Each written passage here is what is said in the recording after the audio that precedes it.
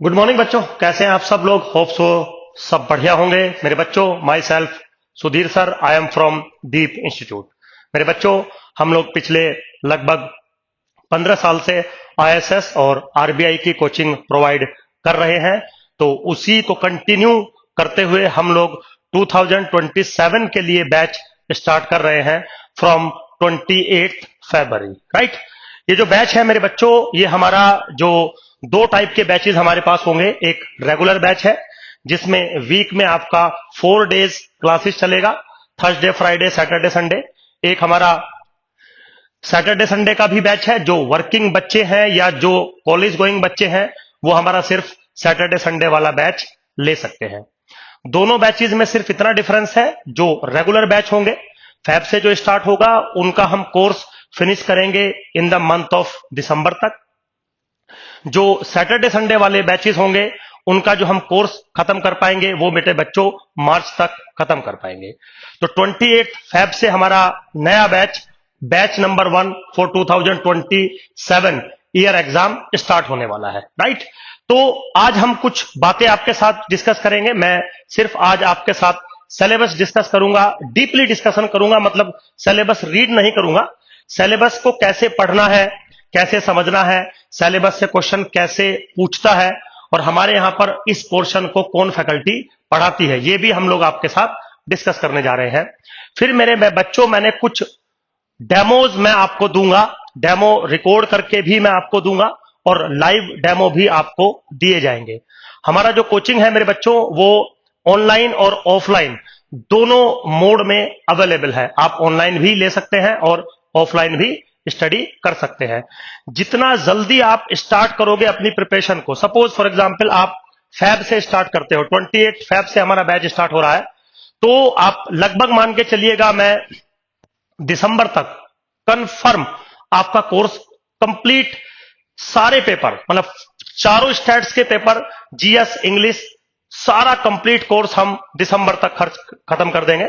सिर्फ हो सकता है कि जीएस का थोड़ा पोर्शन आपका बच जाए, क्योंकि जीएस में करंट अफेयर्स आता है तो टीचर क्लास जो है एग्जाम से 1.5-2 महीना पहले ही फिनिश कर पाता है, इवन 1 महीना पहले ही फिनिश कर पाते हैं, क्योंकि वो करंट अफेयर से बहुत सारी चीजें पूछी जाती है। तो इसका मतलब ये नहीं है सर हमारा तो कोर्स वहां तक चल रहा था। मेजर कोर्स आपका लगभग 90% कोर्स दिसंबर में फिनिश हो जाएगा। आपके पास अप्रोक्सीमेटली 6 मंथ बचेंगे, जो कि बहुत ज्यादा सफिशिएंट टाइम होता है आईएएस की स्टडी के लिए। देखिए, पूरी पढ़ाई के लिए 6 महीने सफिशिएंट नहीं होते, लेकिन आपने ऑलरेडी अगर कोचिंग कंप्लीट हो चुका है आपका करंट ईयर में और फिर आपको 6 मंथ मिलते हैं तो this is good for you, right. तो चलिए without wasting the time start करता हूं मेरे बच्चों जो आपका सिलेबस है। तो अगर हम थोड़ा सा सिलेबस आपके साथ डिस्कस करें, क्योंकि सिलेबस मतलब ऐसा नहीं है कि सिलेबस आपको पता नहीं होगा मेरे बच्चों, आपको कंफर्म सिलेबस पता होगा, बट एक टीचर का होता है कि कुछ चीजें हम समझा देते हैं आपको। देखिए, सबसे पहले तो आप बात समझिए, आपके जो 4 स्टैट्स के पेपर हैं, पेपर 1 पेपर 2 ऑब्जेक्टिव है, पेपर 3 पेपर 4 सब्जेक्टिव है, राइट। लेकिन थोड़ा एक बात समझिए जो मैं कहना चाहता हूं आपसे, जब आप पढ़ते हैं, प्रिपरेशन करते हैं या टीचर आपको पढ़ाता है, तो हमारे माइंड में ना एक साइकोलॉजी होती है, होनी भी चाहिए, कि आपको किस फॉर्मेट के एग्जाम को किस तरीके से तैयार करना है।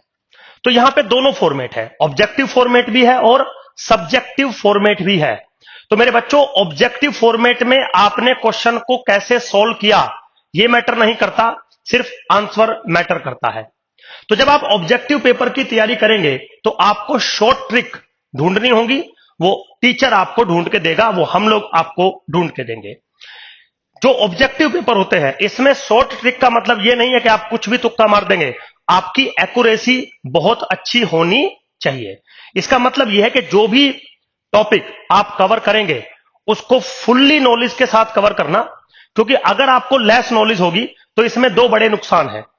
अगर मान लीजिए किसी टॉपिक का आपको लेस नॉलेज है, सपोज फॉर एग्जांपल, और आप उस क्वेश्चन को अटेम्प्ट कर रहे हैं एग्जाम हॉल के अंदर, तो आपका टाइम भी वेस्ट होगा, और अगर लेस नॉलेज है तो उसके गलत होने के चांसेस भी हैं, उसमें आपको नेगेटिव नंबर भी मिलेंगे। तो जो भी आप प्रिपरेशन करेंगे, स्पेशली पेपर 1 पेपर 2 के लिए, आपको डेप्थ में नॉलेज होनी चाहिए, आपकी एक्यूरेसी के साथ साथ आपको टाइम कम से कम लगना चाहिए। जैसे मान लीजिए 2 आवर्स का पेपर आता है, सपोज फॉर एग्जांपल 120 मिनट हो गए, 80 क्वेश्चंस आपको अटेम्प्ट करने हैं।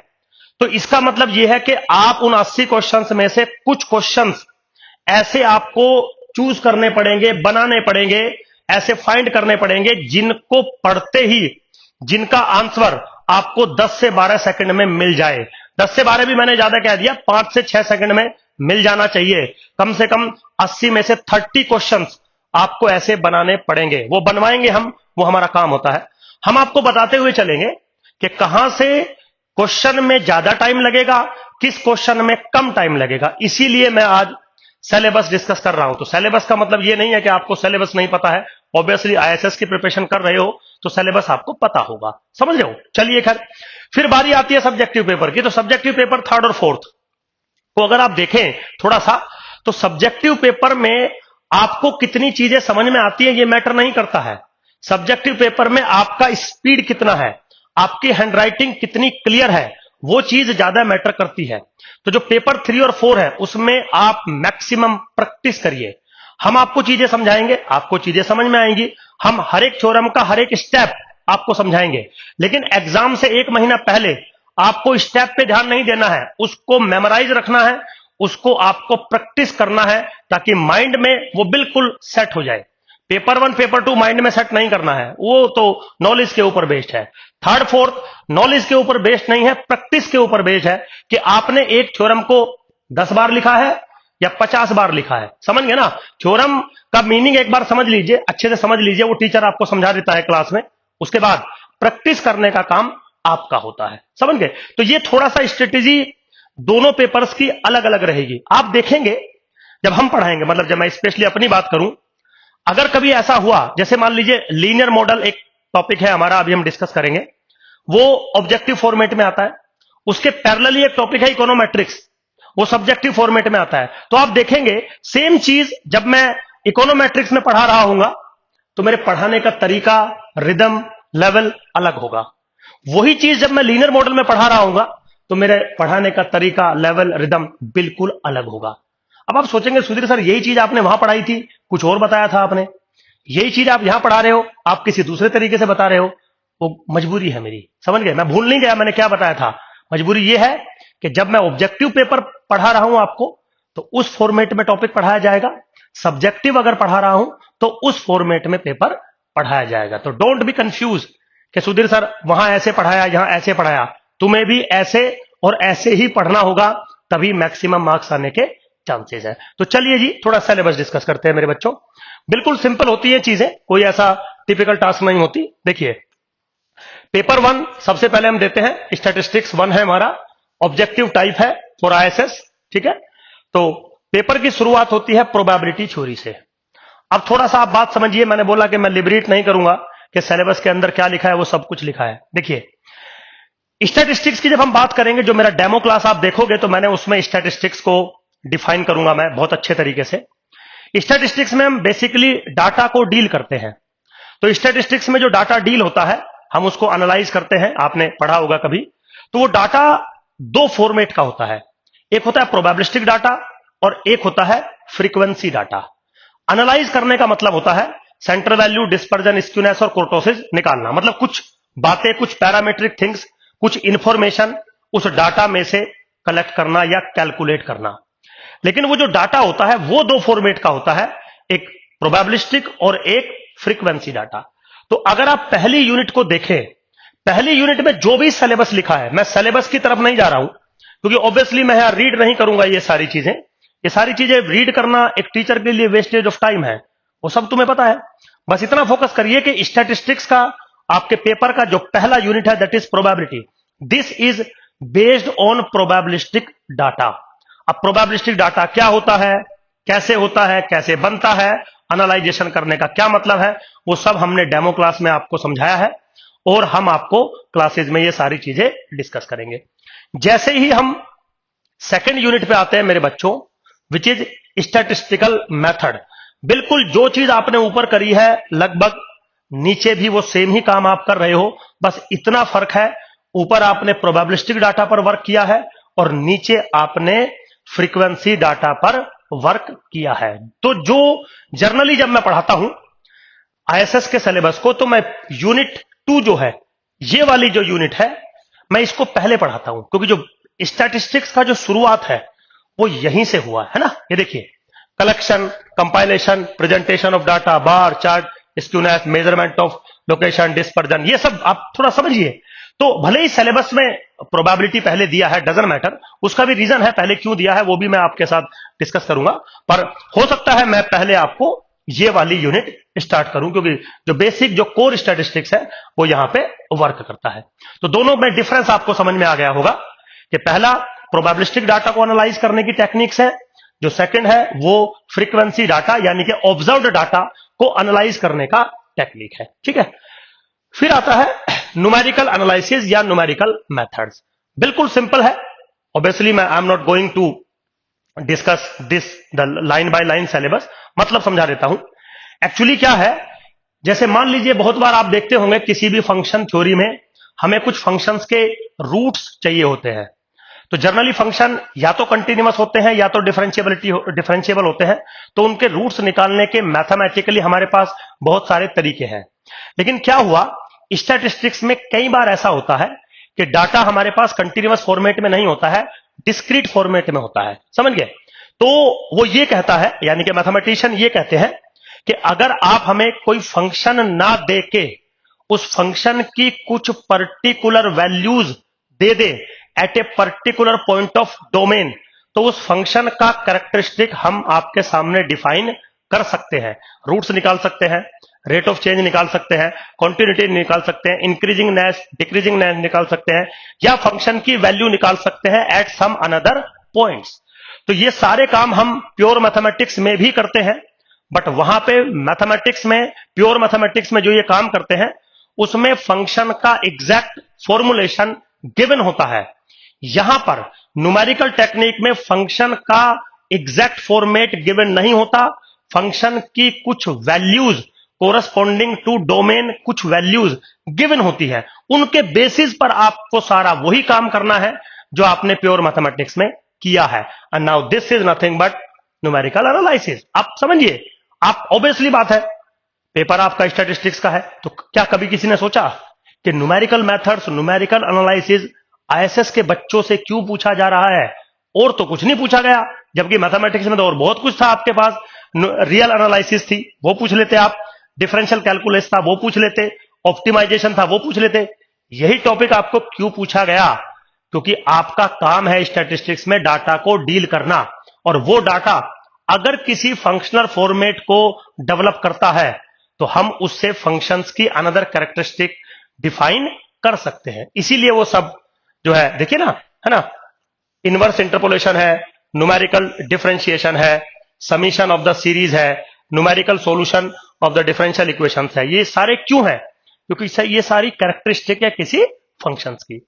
तो मेरे बच्चों, पेपर 1 के अंदर जो ये पहली 3 यूनिट है, ये तीनों मैं टीच करता हूं।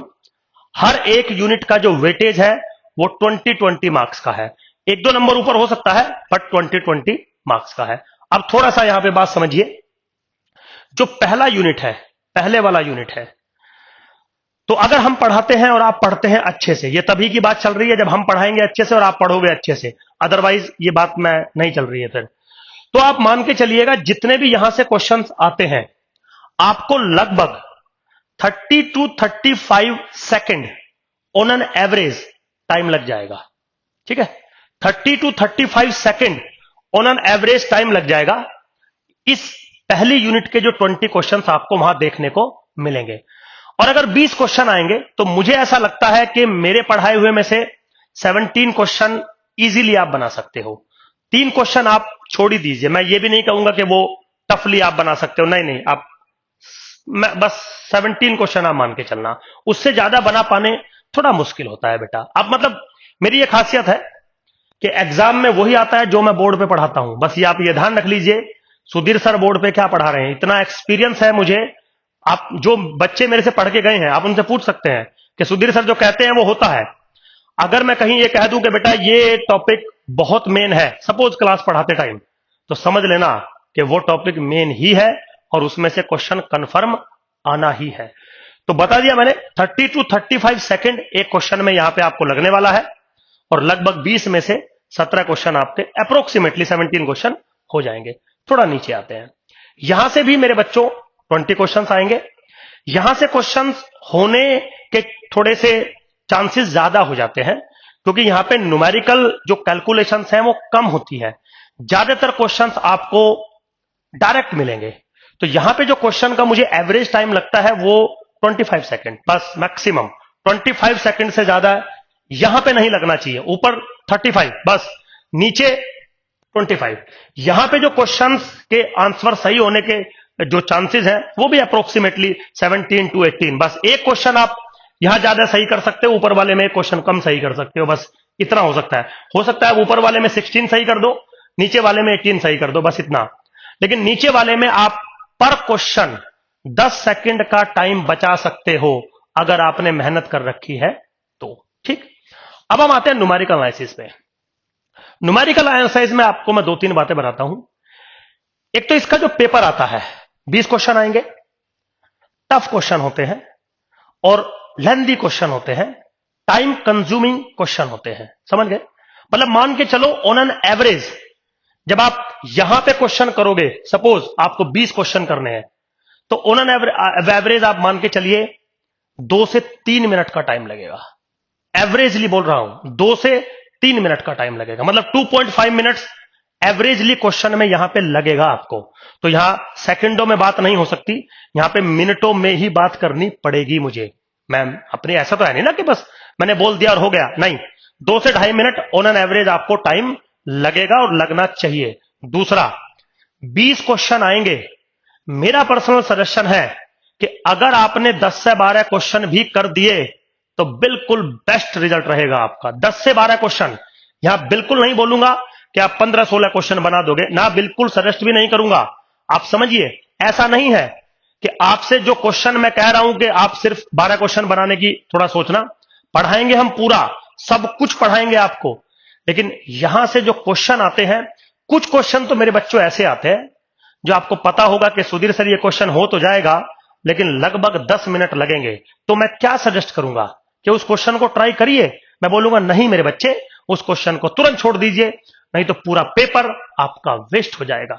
आप समझिए, इसीलिए बिल्कुल क्लियर बोल रहा हूं आपको, एकदम सच बोल रहा हूं। आपको कैसा लग रहा होगा मेरी वीडियो देखते हुए, मुझे उससे कोई मतलब नहीं है, क्योंकि मैं वो बोलूंगा जो सच होगा, ताकि बाद में आपको रिग्रेट ना हो कि सुधीर सर यार आपको फॉलो किया था हमने, 15 साल का आपको एक्सपीरियंस था टीचिंग का, आप गलत हो गया। गलत होना ही नहीं चाहिए, टीचर हूं मैं, गलत होना ही नहीं चाहिए।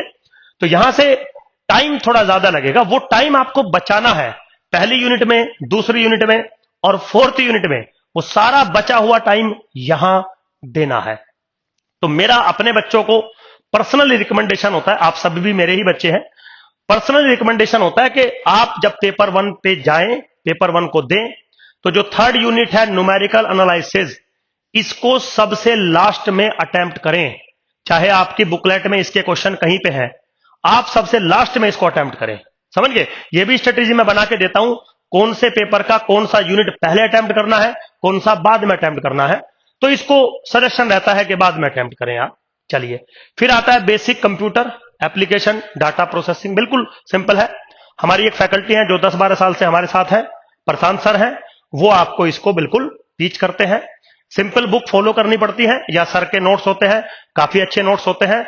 लगभग 20 क्वेश्चन आते हैं, तो मान के चलो आप 14-15 क्वेश्चन इजीली बन जाते हैं, क्योंकि अगर आपका कंप्यूटर बैकग्राउंड नहीं है तो 14-15 क्वेश्चन बन जाएंगे, कंप्यूटर बैकग्राउंड है तो 17-18 क्वेश्चन बन जाएंगे। वो डिपेंड करता है, 2-3 क्वेश्चन खुद पे भी डिपेंड कर जाते हैं, जरूरी नहीं है सब कुछ टीचर के ऊपर ही डिपेंड करता हो।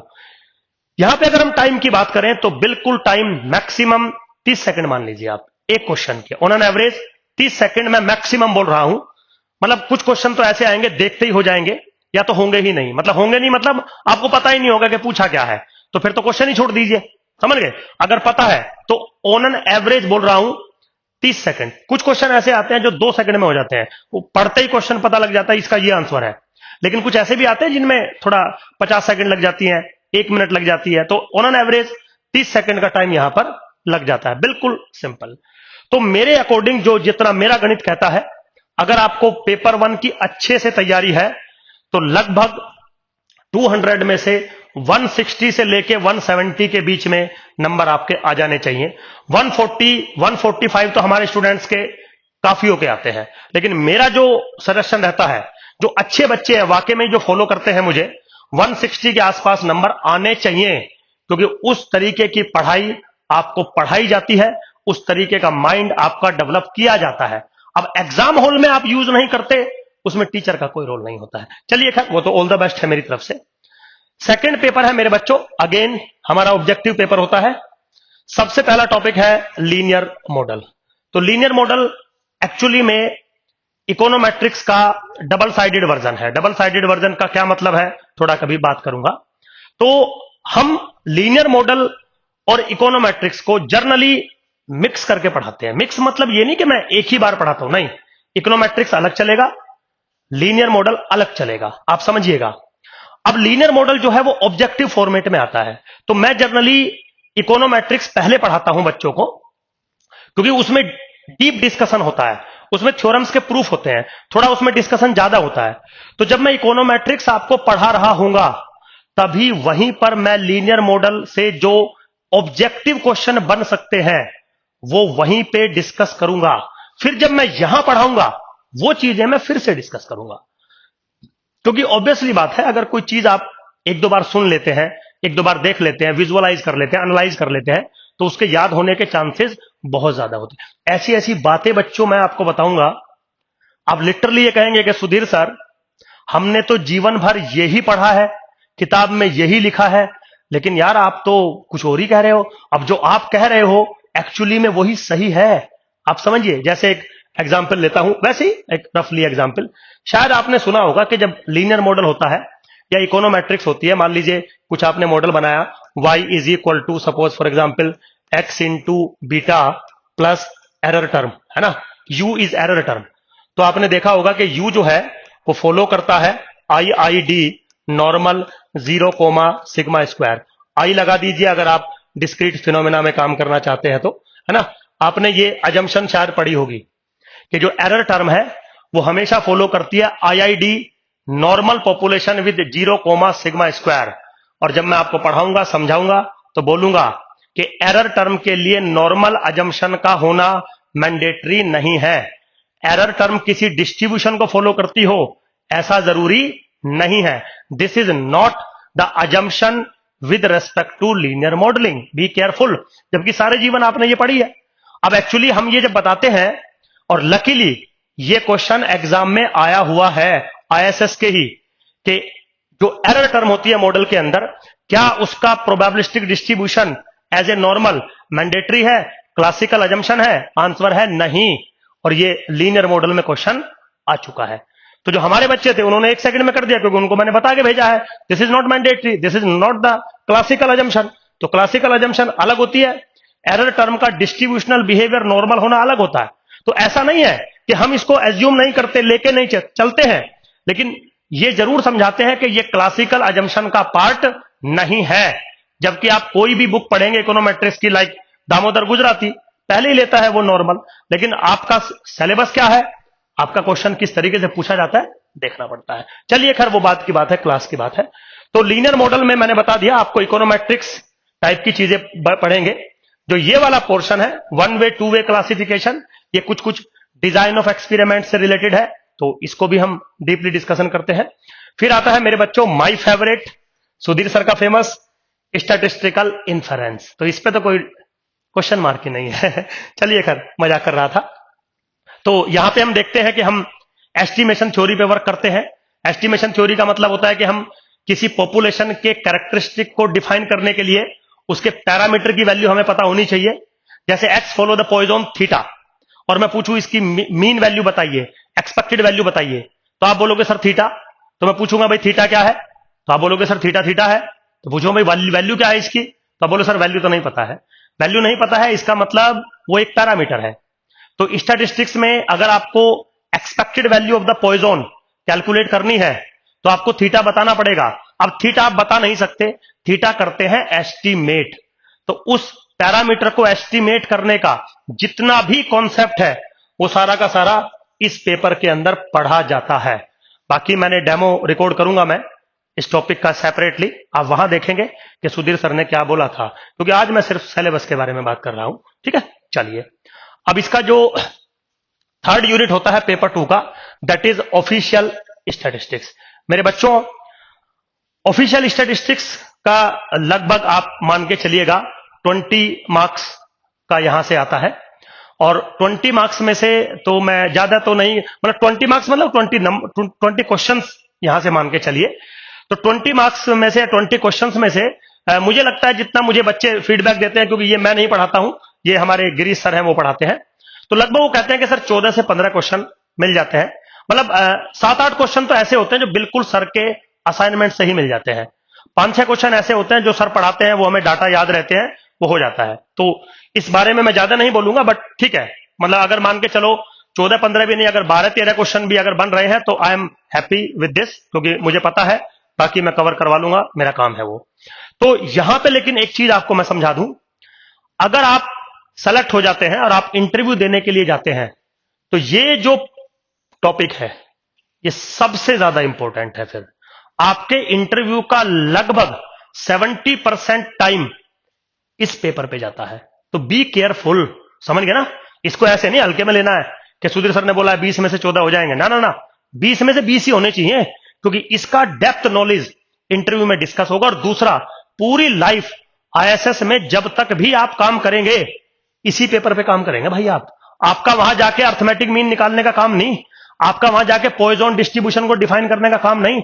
आईएसएस में जब आप जॉब करोगे, इसी पे काम है। तो थोड़ा सा अच्छे से पढ़िएगा, ज्यादा बेटर ऑप्शन रहेगा। ठीक है बेटा, सिंपल बिल्कुल। अब बारी आती है the toughest paper of this exam, paper 3। अब मैं टफेस्ट क्यों बोल रहा हूं, समझा देता हूं। इसमें 3 यूनिट है, सैंपलिंग थ्योरी, इकोनोमेट्रिक्स और अप्लाइड स्टैटिस्टिक्स। बच्चों, ये तीनों पेपर बहुत ही बड़े लार्ज पेपर हैं। अगर आप ग्रेजुएशन आपने किया होगा, एमएससी आपने किया होगा, तो पूरा एक एक यूनिट एक एक पेपर को कवर करता है, जिनको लिखने के लिए आपको 3-3 घंटे मिलते हैं, 3 आवर्स एक यूनिट के लिए। यहां पे प्रॉब्लम क्या है कि 3 आवर्स मिलेंगे तो जरूर, लेकिन तीनों यूनिट को लिखने के लिए मिलेंगे। और अब तो पेपर कुछ ऐसे बनने लगा है कि आपको तीनों यूनिट्स को ही अच्छे से कवर करना पड़ेगा। पहले 4-5-6 साल पहले ऐसा हो जाता था कि हम ये स्ट्रेटेजी बना देते थे कि बेटा देख, तू एक काम कर ले, तीनों यूनिट में से ना तू ये 2 यूनिट तैयार कर ले, तेरा काम हो जाएगा। अब ऐसा नहीं हो रहा। अब यूपीएससी बहुत दिमाग लगा रही है, क्योंकि वो यूपीएससी है भाई, उसका काम है आपको फेल करना, उसका काम आपको पास करना नहीं है। पास तो तुम्हें खुद होना है, वो तो पूरा अपना जो उसको दिमाग लगेगा वो लगाएगी। तो अब यहां पे एक प्रॉब्लम आ गई है कि आपको पूरा कोर्स कवर करना है। तो चलिए हमने करा दिया, क्योंकि मैं तो बिल्कुल एक इतना सा पॉइंट भी नहीं छोड़ता हूं, सब कुछ आपको पढ़ा के चलता हूं। फिर बाद में मैं ये जरूर बता देता हूं पढ़ाने के बाद, लेकिन पहले नहीं, कि बेटा इस पोर्शन पे कम ध्यान देना, इस पोर्शन पे ज्यादा ध्यान देना। पहले ही अगर बता दूंगा पढ़ाने से तो आप बिल्कुल ध्यान नहीं दोगे, जिसको मैं बोलूंगा कम देना, वो मेरे को पता है फितरत क्या है आपकी। तो पहले सारा पढ़ा दिया जाता है, फिर ये समझा दिया जाता है। तो यहां पे आपको जो पेपर 3 है, सबसे ज्यादा प्रैक्टिस आपको पेपर 3 पर करनी है। हर रोज एक थ्योरम, हर रोज 10 पेज, कुछ भी जो आपकी कैपेसिटी हो, बच्चों लिखिए, रिवाइज करिए, पेपर 3 ओनली। चैलेंज करता हूं आपको, अगर आपने मेरे पढ़ाए हुए को पढ़ लिया, सपोज पेपर 3 की बात कर रहा हूं स्पेशली, और आपने पीवाईक्यू डिस्कस कर लिए, क्योंकि पीवाईक्यू मैं क्लास में डिस्कस करता हूं, वैसे तो क्लास में हो जाते हैं सारे क्वेश्चन, 2-4-10 क्वेश्चन अगर बचते हैं तो हम वो डिस्कस करते हैं। मेरे नोट्स और पीवाईक्यू, एक भी क्वेश्चन ऐसा एग्जाम में मिलेगा नहीं जो वहां से बाहर आएगा और आपके पास टाइम हो गया आप उसको कर लेते, नेवर। यहां पे सबसे बड़ी प्रॉब्लम आती है टाइम की। आपके पास इतना टाइम नहीं बचता कि आप पूरा पेपर कवर भी कर सकें। अब कवर का मतलब ये नहीं है बस क्वेश्चन नंबर लिखा, 4 लाइन लिखी, सुधीर सर हो गया सवाल पूरा, नहीं, ऐसे नहीं होता भाई। अगर 10 नंबर का क्वेश्चन है तो आपको 2 पेज लिखने ही पड़ेंगे। और 2 पेज लिखने का मतलब ये नहीं है कि यहां कुछ लिखा, यहां कुछ लिखा, 4 लाइन लिखी, सुधीर सर पेज हो गया, ऐसे नहीं। एक रिदम होता है। जब हम कॉपी चेक करते हैं बच्चों की, जब हम टेस्ट लेते हैं, तो मैं बिल्कुल स्ट्रिक्ट मार्किंग करता हूं जैसी यूपीएससी करती है। सो प्लीज, अगर आपके 200 में से 50 नंबर आ रहे हैं तो बुरा नहीं मानना, आपको हार्ड वर्क करना है। और अगर आपके 200 में से 150 आ गए तो बल्ले बल्ले नहीं करनी, फिर भी हार्ड वर्क करना है, क्योंकि वो आ गए आपके, क्योंकि आपने प्रैक्टिस कर रखी है। तो चलिए खैर, तो सैंपलिंग एक मेरा पेपर है, बिल्कुल जितनी भी सैंपलिंग्स आपने जीवन में पढ़ी है, जो सिलेबस है, बिल्कुल वो सब इसमें लिखा हुआ है, कुछ नहीं मैं आपको रीड कर रहा हूं, सब एकदम है। यहां पे एक सैंपलिंग होती है, पीपीएस नाम सुना होगा, यहां से सबसे ज्यादा क्वेश्चन आते हैं। तो ये स्ट्रेटेजी हम थोड़ा बाद में बनाएंगे, जब पूरा पढ़ा देंगे कि सबसे ज्यादा किस यूनिट के किस पोर्शन पे आपको फोकस करना है, और थोड़ा बहुत अगर आप कम कर सकते हो तो कहां पे कम कर सकते हो, पढ़ेंगे लेकिन एक बार पहले सारा, क्योंकि जरूरी होता है ये।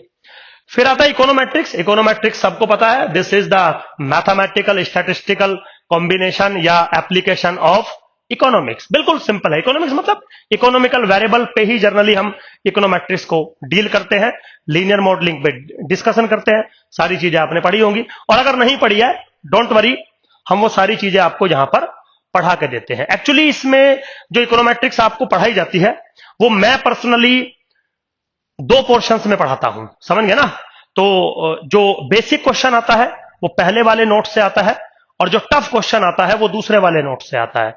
तो इसके मैं नोट्स देता हूं आपको, पेपर 3 पेपर 4 के मैं फुल एकदम अच्छे वाले नोट्स आपको प्रोवाइड करता हूं, क्योंकि नोट्स यहां पे लिखने में मुझे टाइम वेस्ट लगता है, क्योंकि वही चीज है जो मुझे नोट्स में लिखी है, तो वही चीज मैं यहां लिखूं, क्यों टाइम वेस्ट करूं। इससे बेटर कि मैं आपको उस चीज को समझाऊं कि इसका ये मतलब है, इसलिए हम इसको ये कर रहे हैं, इसलिए हम ये बात कह रहे हैं, तो वो शायद बेटर ऑप्शन है। तो इकोनोमेट्रिक्स बिल्कुल सिंपल है, आप करेंगे। अप्लाइड स्टैटिस्टिक्स, इसमें बहुत सारी चीजों का मिक्सअप है।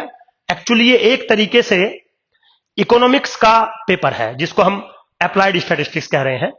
इसका जो ये पोर्शन है इंडेक्स नंबर, ये आपको 2-3 बार पढ़ने को मिलेगा। जैसे एक बार तो मैं पढ़ाऊंगा, क्योंकि मेरे सब्जेक्ट का पार्ट है। इसी चीज को गिरीश सर भी आपको पढ़ाएंगे, क्योंकि ये ऑफिशियल स्टैटिस्टिक्स का भी पार्ट है। इसी चीज को इकोनॉमिक्स वाले सर भी पढ़ाएंगे जीएस के अंदर, क्योंकि ये वहां का भी पार्ट है। तीनों टीचर पढ़ाएंगे आपको, लेकिन उनकी अप्रोच तीनों की अलग अलग होगी। बात वो सेम कहेंगे, ऑब्वियसली बात है। अगर मैं कह दूं Laspeyres index number is the over estimator, तो बात वो सही होगी, लेकिन जो हमारी अप्रोच होगी वो डिफरेंट होगी।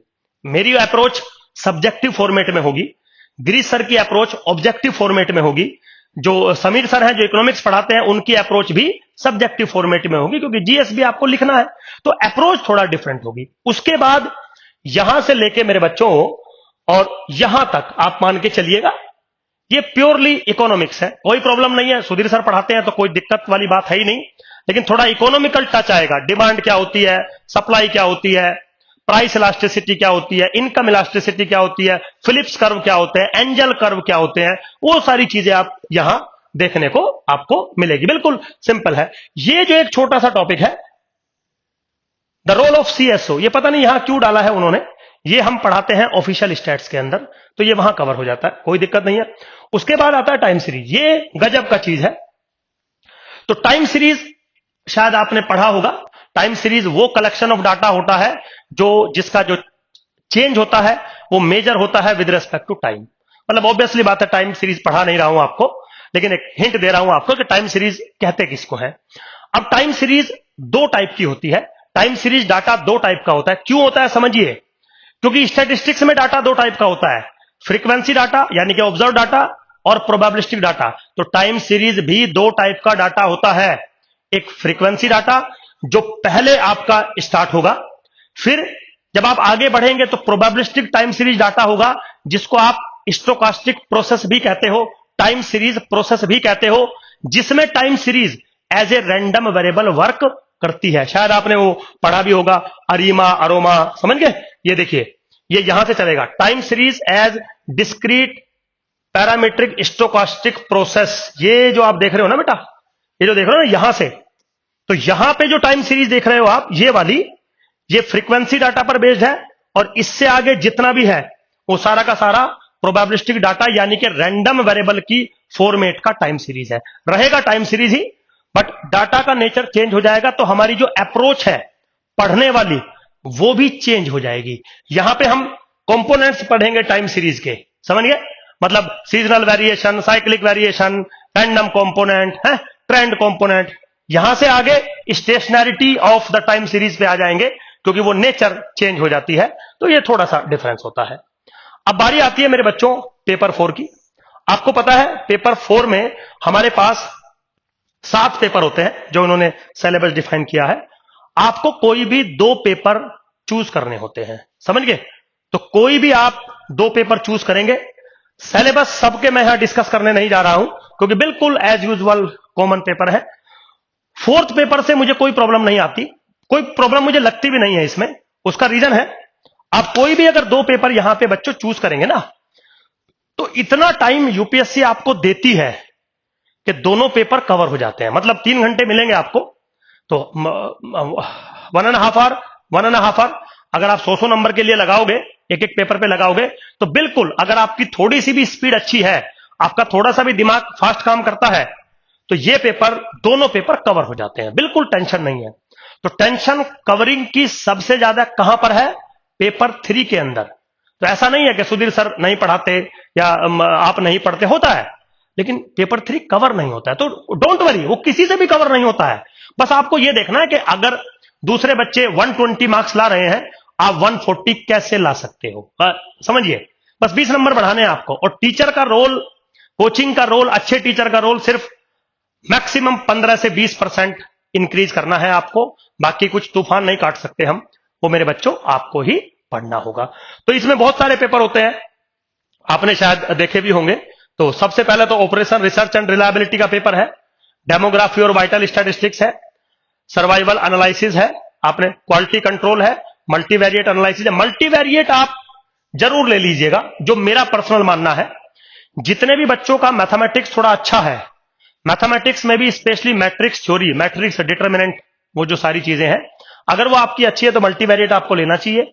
अच्छा, मल्टीवेरिएट एक और वजह से भी लेना चाहिए आपको, क्योंकि अगर आपको आरबीआई का एग्जाम देना है तो उसमें मल्टीवेरिएट बहुत बड़ा रोल होता है। तो अब आप ये कहेंगे कि सुधीर सर यहां मल्टीवेरिएट नहीं लेते और आरबीआई के लिए मल्टीवेरिएट तैयार कर लेंगे, तो ये कुछ मुझे थोड़ा सा इनफीजिबल सा लगता है। मतलब आप कर सकते हो ऐसा, बच्चे करते हैं ऐसा, लेकिन मैं अगर आप as a teacher, as a senior, अगर आप पूछेंगे सुधीर सर जरा बताना क्या हमारी अप्रोच होनी चाहिए, तो एक गुड अप्रोच के लिए मैं ये सजेस्ट करता हूं इन जर्नल। ठीक है बेटा। फिर डिजाइन ऑफ एक्सपेरिमेंट आप ले सकते हैं, कंप्यूटिंग विद C&R आप ले सकते हैं अगर आपका कंप्यूटर बहुत अच्छा है तो। ठीक है मेरे बच्चों, तो ये था हमारा डिस्कशन, छोटा सा बिल्कुल, कि भाई आप का सिलेबस क्या है और आप कैसे इस सिलेबस से डील करेंगे।